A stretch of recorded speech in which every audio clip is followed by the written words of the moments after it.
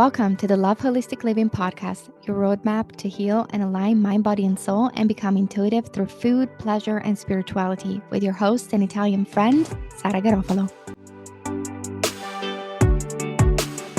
There is a reason why you keep carrying other people's darkness at the expenses of your own energy. And in this episode, we are going to uncover the 3 reasons why and how to shift. Now, I'm here to help you in your own self-discovery journey and self-healing journey to become the most powerful version of yourself. And in order to do that, guess what? We must shed. In order to reconnect, we must peel the onions. An onion has 7 layers, but as humans, we have many. And that is my job to you as a spiritual mentor, a psychic healer, a life coach, health coach, of working in the field of mind, body, and soul. I can tell you that as empath, a sensitive soul, we tend to carry other people's darkness. I've done that all my life, and it took me 30 years to understand why I was doing that. First of all, why was I self-abandoning myself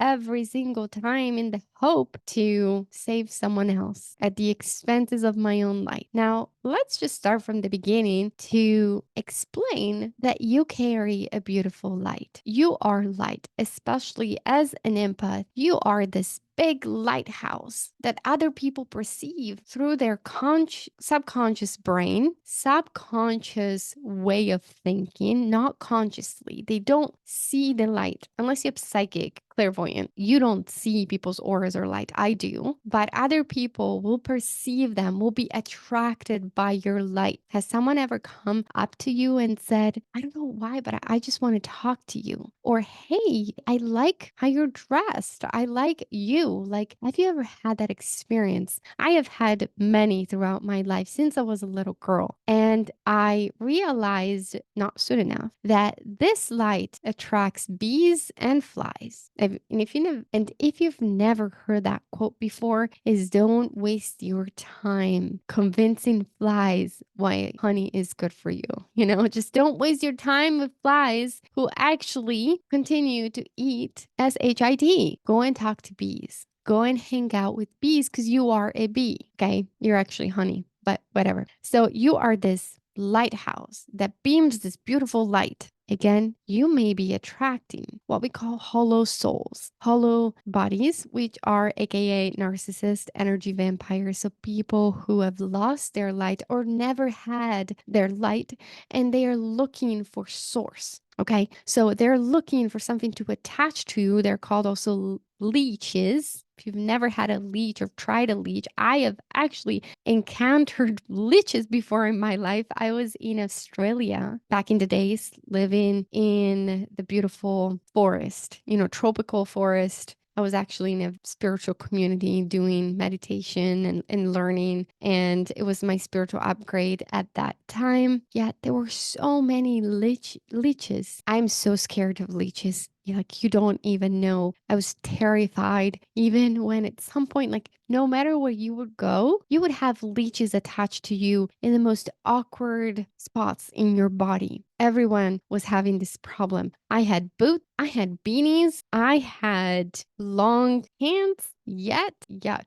I feel so terrible saying this on a podcast, but I had leeches, and one was the biggest one was on my head. I was just going for a walk in the forest. Oh my God. Long story short, I have felt physically in this 3D world what it means to have leeches attached to your body that suck blood out of you. So in the energetic world, people suck the energy out of you. Those are called energy vampires, people that drain your energy. And there are many. And if you continue living your life through the naive lenses that everybody's good, then you will keep your doors open and anybody can walk through those doors and anybody can take from you and will take from you. because there are people over there that don't care. Now, in this episode, I want to underline three major reasons why you may be carrying other people's energy and darknesses at the expenses of your own. We're going to start with number one, which is people pleasing tendencies, which leads me to say that you lack boundaries. The first time someone told me that I lacked boundaries, I didn't want to believe them because I said, I'm very ambitious. I'm a goal driven woman. I didn't know that you can still be goal driven and ambitious and successful, yet being drained all the time, being stressed all the time because you have no boundaries. I didn't know that was possible. Like that was a new concept in my world until I realized that it was true. I did lack boundaries with people around me. From at the beginning of my career with clients, I would let them call me even on Sunday. I would let them text me and I would text back at 9 p.m. at night. It took me 5 years to get to this point, to a point of boundary setting of like, no, no, no, no. As a person, I have boundaries. As a mother, I have boundaries, in relationships. And for me, being in loving relationships, that's when I lacked the most boundaries. I would self absorb with the other person becoming what they wanted me to become or becoming like the perfect whatever partner they needed me to be. So that is people pleasing, just so you know, because you are willing to shape yourself, to lose yourself in a relationship at the expenses of your own sake, of your own values, of your own way of living. For example, this is an example that came to me many times when I was doing nutrition, which was the woman who kept complaining that because of the relationship, she started to eat bad and she would blame the partner because since she had met the partner and she had lived with the partner and the partner eats fried food and fast food and chips all the time and sugar and brings sugar into the house, she was gaining weight. And that was a major problem because it wasn't about what the other person did or does. If you keep blaming the other person, you're giving your power away. You lack boundaries. And not just boundaries with the other person saying, hey, you can bring chips in, because we also can't control the other person. We're here to also love unconditionally. But boundaries with yourself. This is the classical example of, you have to gain that self-respect with yourself, that boundaries with yourself. And if you're getting kind of triggered right now, I'm not specifically talking when someone has had eating disorder. I'm just talking of the person who blames the partner for bringing in bad food. I am saying, I've traveled all over the world. I've lived in dorms. I've shared spaces. I still share space with my parents and my family members, yet I don't eat like them anymore. Like I eat organic and I eat mostly clean. I don't have to drink Coca-Cola just because they drink Coca-Cola. Does that make sense? Like I'm my own person, but because I lacked boundaries and I wanted to please them, I wanted to be like, of course I drank that with you. Of course I'll eat that with you. That was to make them feel better. And that is where you need to distinguish.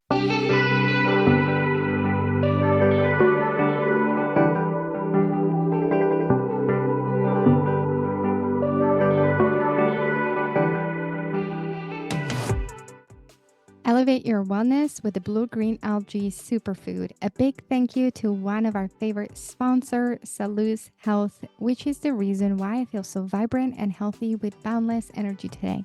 This blue-green algae superfood is packed with nutrients and antioxidant, which has been a game changer for my well-being, and it will be for yours. It will help you boost your immunity, increase energy levels. It's a natural supplement for weight loss, enhance mental clarity, and it's rich in vitamins, minerals, essential amino acids, and superfood nourishes your body from the inside out. Don't forget to visit saluz.io, saluz.io. Again, saluz.io. And don't forget to use the code LOVEHOLISTIC to receive your initial 20% off your order and embrace the goodness, embrace life.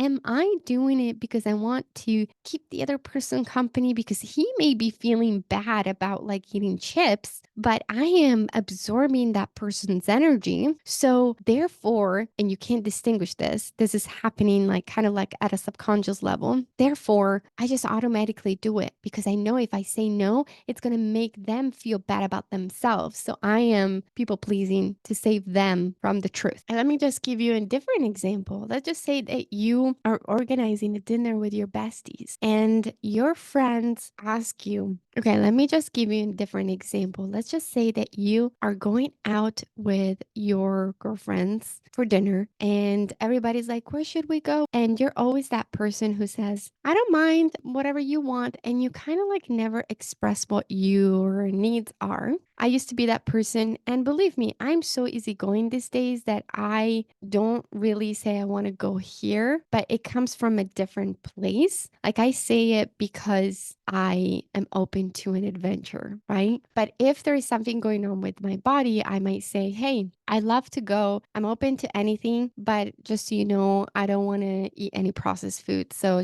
let's just go where I can have a salad. Okay. So the one thing is, where is that coming from? Is that coming from the fact that you really don't care and you want to have a fun night? You're easygoing. You really don't mind that night? Or is it coming from a place of, I don't want to be the one who is difficult. I don't want to express my needs because I know that my friend Susie, my friend Carmela has always this dietary needs and we need to do what she wants. Well, you're people pleasing or you're walking on eggshells, then the best way is to realize that. And then next time, get a little bit more out of the comfort zone and say, hey, I actually want to go over here. I've heard good things about this restaurant, or I'm really craving fish tonight. So let's go where there's good fish. And it's about learning to get out of your comfort zone by establishing new boundaries. So maybe this is your intention this week. Get out of your comfort zone. Now, the second reason why you may be carrying other people's darkness at the expense of your own energy